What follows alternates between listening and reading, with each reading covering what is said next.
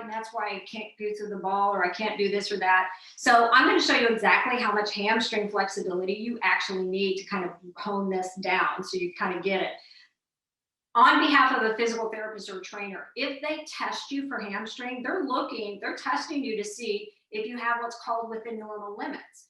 And with normal limits is a lot more flexibility than you need in your hamstrings to play golf. So we're going to look at both of those so you kind of have an understanding of how to evaluate your hamstring flexibility regarding golf. All right, golf has a hip hinge, right? There's another name for it. We can call that hip flexion. So I'm flexing at the hip, right? So I'm going to flex at the hip, and in golf, we're not ever going to get to 90 degrees. So I'm going to straighten my knees here. The most we're ever going to go is probably 45. We do have a couple of really good players that really get down to about 50 degrees for putting. But for most of it, it's going to be 45-degree hip flexion.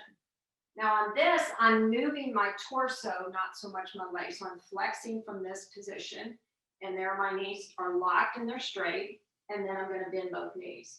So some of you may feel stretch already in the back of your knees, and then you have to bend up.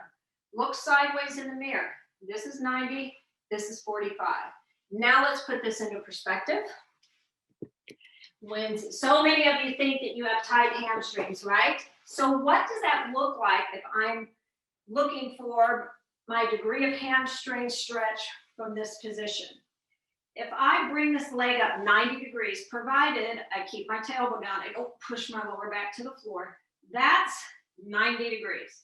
That's within normal limits. So within normal limits means to be fit, the goal would be to be able to have at least this much flexibility in your hamstring to raise it 90 degrees with the knee straight and with the pelvis in neutral. Here's how much hamstring flexibility you need in golf. There's 45, and there's an even. So that's it. So if you can do a hamstring stretch and come to here with your knee straight and then flex your knee, you're good to go.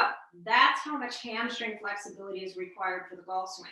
Remember, this is about 45-degree hip flexion. That's 90, 45, here's square. That's it. So if you're having swing faults and swing problems, and in the past you've blamed it on your hamstring, and you do this test and find out it's not your hamstring, I would suggest keep watching my channel. We may be able to find what exactly is the true origin of what ails your golf swing.